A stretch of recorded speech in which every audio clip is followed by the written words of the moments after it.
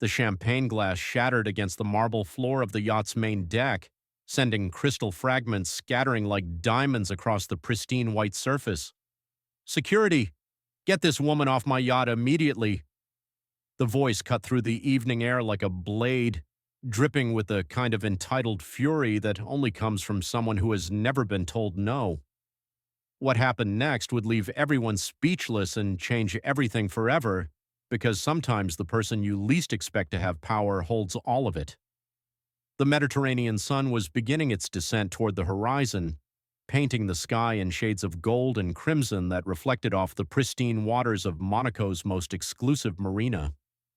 The yacht, Serenity's Grace, sat like a floating palace among the other vessels, its 200 feet of gleaming white hull and polished chrome railings making it the crown jewel of the harbor. Tonight, it hosted one of the season's most coveted events, a charity auction bringing together Europe's wealthiest elite, tech moguls, pharmaceutical heiresses, and even a few members of minor European royalty.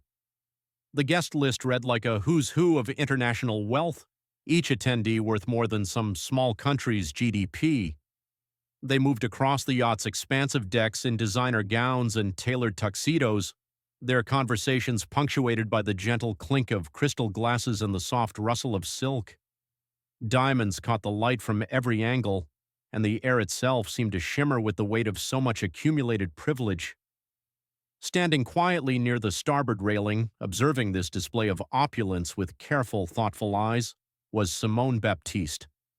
At 45, she carried herself with a natural dignity that no amount of money could buy, though few people at tonight's gathering would have recognized that quality in her. She wore a simple navy dress that, while well-made, lacked the flashy designer labels that served as social currency among these circles. Her jewelry was minimal, a modest watch and small pearl earrings that had belonged to her grandmother. To the casual observer, she might have been someone's assistant, perhaps a charity coordinator, or even hired help who had somehow found herself among the guests. The truth was far more complex and infinitely more interesting.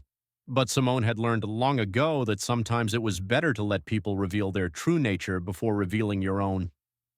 She watched as the evening's hostess, Contessa Isabella Rothschild Hayes, glided through the crowd like a shark in designer clothing.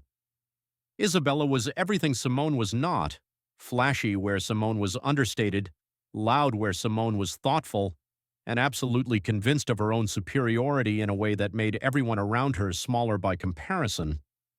Her pharmaceutical fortune had bought her a title, a mansion in 3 countries, and enough social influence to make or break careers with a single phone call. What it hadn't bought her was wisdom, compassion, or the basic human decency that Simone's grandmother had taught her was more valuable than all the gold in the world. As the evening progressed, Simone found herself the target of Isabella's casual cruelty. It started small, as these things often do.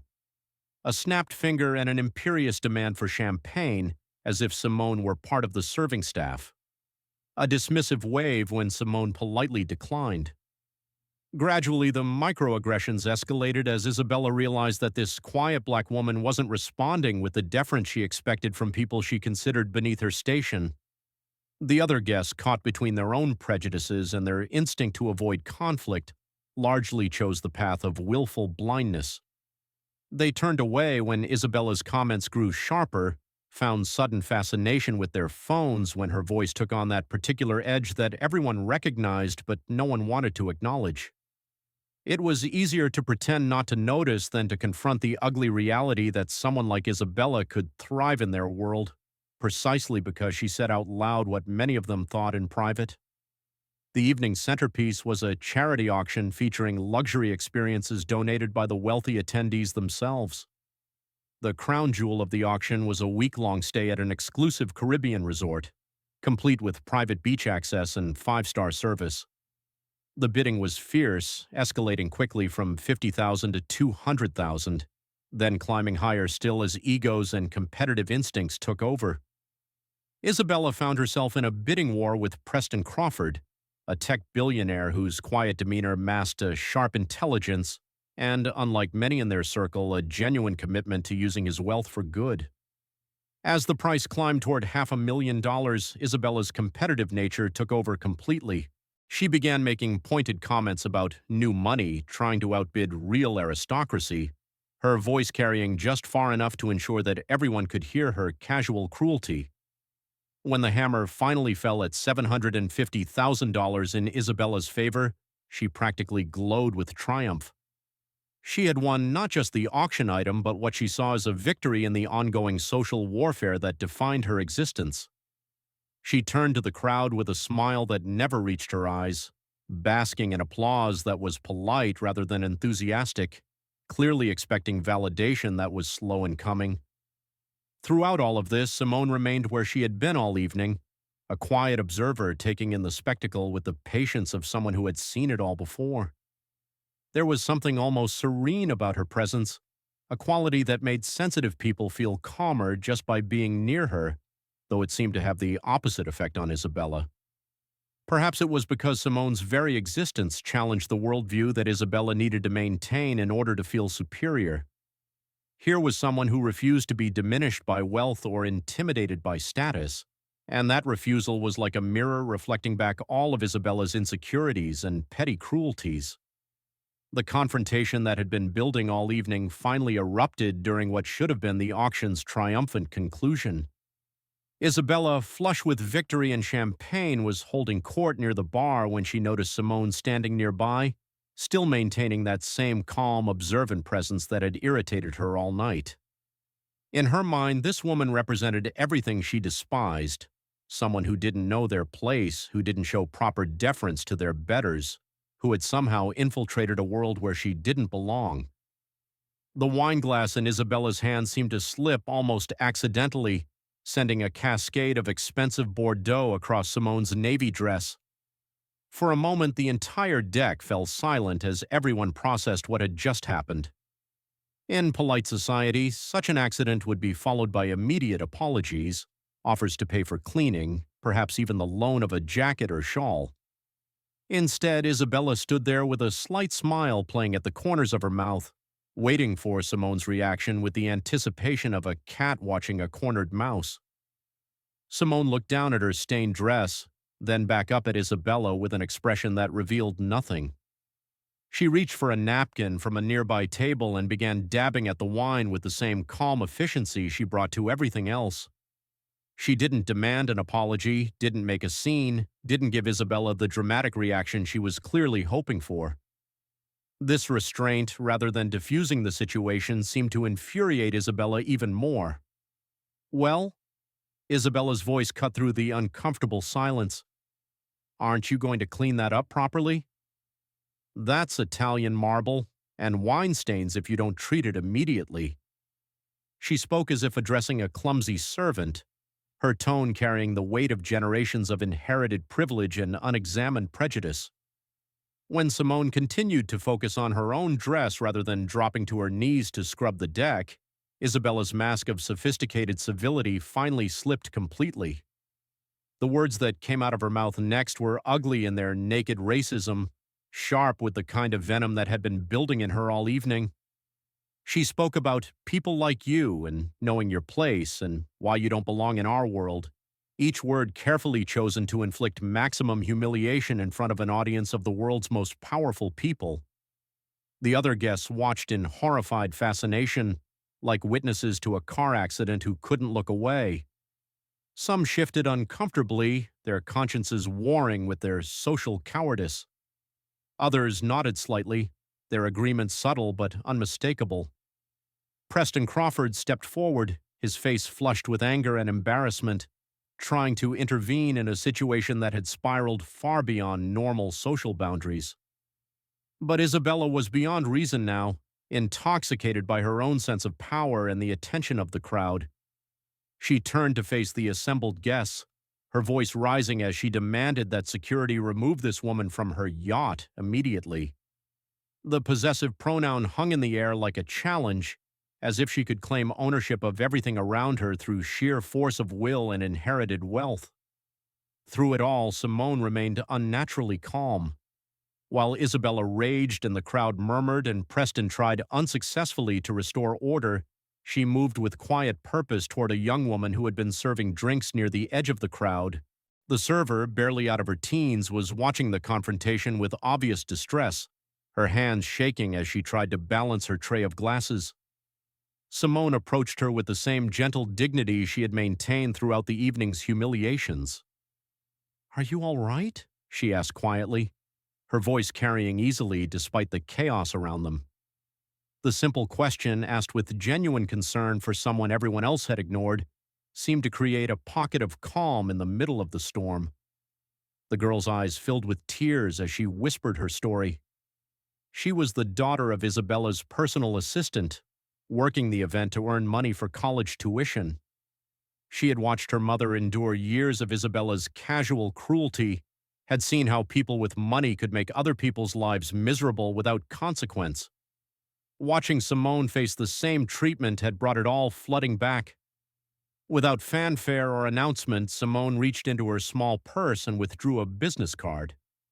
She pressed it into the girl's hand with instructions to call on Monday about a scholarship program, speaking with the same matter-of-fact kindness she might use to give directions to a lost tourist. It was such a natural gesture that most of the crowd missed it entirely, too focused on the drama between Isabella and the increasingly uncomfortable attempts at intervention from other guests. The arrival of Captain Rodriguez changed the entire dynamic of the confrontation.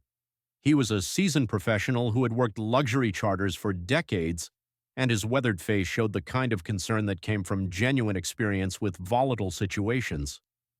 Isabella immediately pounced on his presence, her voice reaching a fever pitch as she demanded immediate action. "Captain, I want this woman removed from this yacht immediately," she commanded, her finger pointed at Simone like an accusation. "I don't care who invited her or what charity case she represents. This is supposed to be an exclusive event for exclusive people, and she clearly doesn't belong here." Captain Rodriguez looked between Isabella and Simone, his expression troubled. There was something in his eyes that suggested he knew more about the situation than he was ready to reveal. When Isabella pressed him for immediate action, he asked respectfully if he could speak privately with the lady in question, gesturing towards Simone with a deference that seemed to surprise several guests. The conversation that followed was brief and conducted in voices too low for eavesdropping, but its effect on the captain was unmistakable. His face went through several rapid changes of expression: surprise, recognition, embarrassment, and finally a kind of professional mortification that suggested he had just realized the magnitude of the mistake being made. When Simone showed him something from her purse, a document or identification that the watching crowd couldn't see, his shoulders actually sagged with relief. They spoke for another moment, Simone's voice calm and instructive, the captain nodding with increasing understanding. When they concluded their conversation, he straightened his uniform jacket and walked back toward the crowd with the measured pace of someone who was about to deliver news that would change everything. Isabella had spent the intervening minutes working herself into an even greater fury, interpreting the private conversation as some kind of conspiracy against her righteous authority. She had been holding court with a small group of supporters, her voice growing louder and more shrill as she described the various ways this incident represented everything wrong with modern society and its failure to respect proper hierarchies. Captain Rodriguez cleared his throat and asked for everyone's attention. The crowd, sensing that something significant was about to happen, gradually quieted until only the sound of waves against the hull and the distant music from other yachts could be heard across the water. "Ladies and gentlemen," he began, his voice carrying the authority that comes from years of command, "I believe there has been a significant misunderstanding this evening. I would like to take this opportunity to properly introduce someone who has been gracious enough to allow us the use of her vessel for tonight's charitable event." The pause that followed seemed to stretch for an eternity, though it probably lasted only seconds. Isabella's face showed the first flicker of uncertainty as the implications of the captain's words began to sink in. "I would like to introduce Ms. Simone Baptiste," he continued, "founder and CEO of Baptiste Global Enterprises and the owner of the yacht Serenity's Grace." The silence that followed was absolute. It was the kind of silence that comes when an entire room of people simultaneously realizes that everything they thought they knew about a situation was completely wrong. Isabella's face went through a series of expressions that would have been comical if the situation weren't so devastating for her. Confusion, disbelief, dawning horror, and finally a pallor that made her look genuinely ill.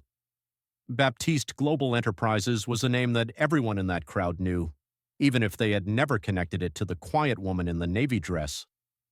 The company was worth over $3 billion, built from the ground up on artificial intelligence applications designed to solve social problems and improve lives in underserved communities. Simone Baptiste was not just wealthy, she was wealthy in a way that made Isabella's pharmaceutical fortune look like pocket change, and she had earned every dollar through intelligence, innovation, and a commitment to making the world better. The yacht they were standing on, the venue Isabella had claimed as hers, was Simone's private vessel, donated for the evening's charity event. The charity auction they had just concluded? It was raising money for Simone's own foundation, an organization that provided scholarships and educational opportunities to young people from backgrounds just like that of the server girl who was now staring at the business card in her hand with dawning wonder. And the Caribbean resort that Isabella had just won with her triumphant $750,000 bid? It was Simone's private retreat, a place she had built not as a display of wealth but as a working laboratory for sustainable tourism and environmental protection. The crowd's reaction was swift and predictable. Suddenly, everyone wanted to introduce themselves to Simone, to apologize for not recognizing her earlier, to associate themselves with her success and distance themselves from Isabella's humiliation. The same people who had stood by in silence while she was being verbally attacked now rushed forward with business cards and investment opportunities, their transformation from complicit bystanders to eager supplicants complete in a matter of seconds. Preston Crawford was among the first to approach, but his apology was different from the others.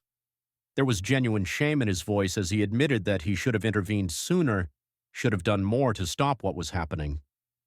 Simone accepted his apology with the same grace she had shown throughout the evening, and when he mentioned his interest in partnering on social impact ventures, her smile suggested that forgiveness might be possible for those willing to learn from their mistakes. Isabella herself stood frozen near the bar, her world reshaping itself around the devastating realization of what she had done. She had publicly humiliated someone worth 4 times her own fortune, someone whose reputation in business and philanthropic circles could destroy her social standing with a single phone call. More than that, she had revealed herself to be exactly the kind of person that decent society was increasingly unwilling to tolerate, no matter how much money she had. But perhaps the most remarkable thing about the evening's revelation was Simone's response to it. There was no gloating, no theatrical moment of revenge, no public humiliation designed to mirror what she had endured. Instead, she moved through the crowd with the same quiet dignity she had maintained all evening, accepting congratulations and deflecting praise with equal grace. When she reached the young server who still clutched the business card like a lifeline, Simone paused to speak with her again. The girl was crying now, overwhelmed by the realization that her life had just changed forever, that college was no longer a distant dream but a guaranteed reality. Simone's voice was gentle as she explained that the scholarship program existed for young people exactly like her, people with talent and determination who just needed someone to believe in their potential. As the evening wound down and guests began to make their excuses and departures, Isabella found herself increasingly isolated. The crowd that had hung on her every word earlier now gave her a wide berth, their social survival instincts finely tuned to avoid association with someone whose reputation had just imploded so spectacularly.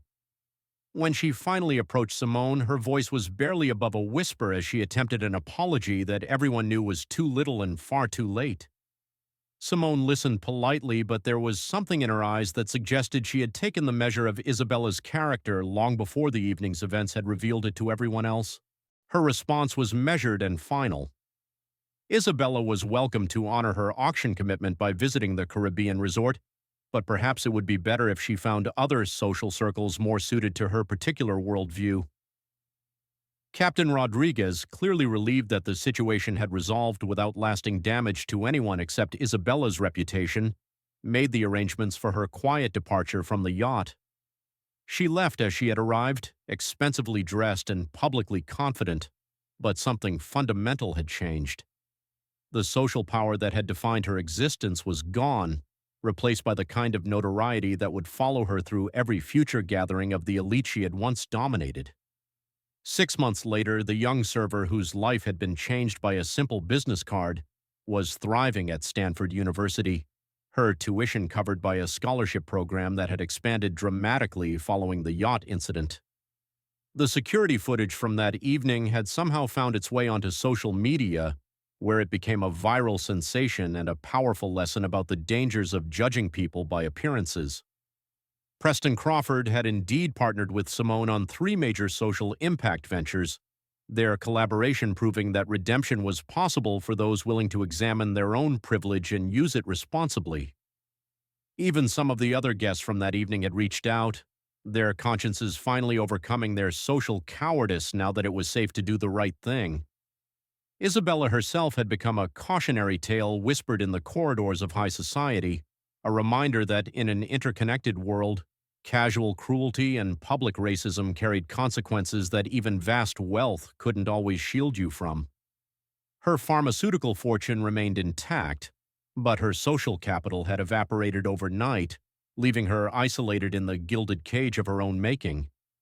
But perhaps the most important legacy of that evening was the lesson it taught about the nature of true power. Simone Baptiste had shown that real authority comes not from inherited wealth or social position, but from character, competence, and a commitment to lifting others up rather than tearing them down. She had faced humiliation with dignity, responded to cruelty with kindness, and ultimately triumphed not through revenge but through the simple act of revealing her true self. The story became a powerful reminder that in a world obsessed with appearances and quick judgments, the person you underestimate today might be the one who changes everything tomorrow. Respect isn't something to be earned through wealth or status. It's something to be given freely to every human being because you never know who you're really talking to, and more importantly, because everyone deserves to be treated with basic human dignity, regardless of who they are or what they own. In the end, that was the real message of the evening on Serenity's Grace.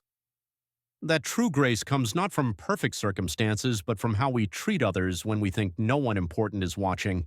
And sometimes everyone important is watching. They're just waiting to see what kind of person you really are when you think it doesn't matter.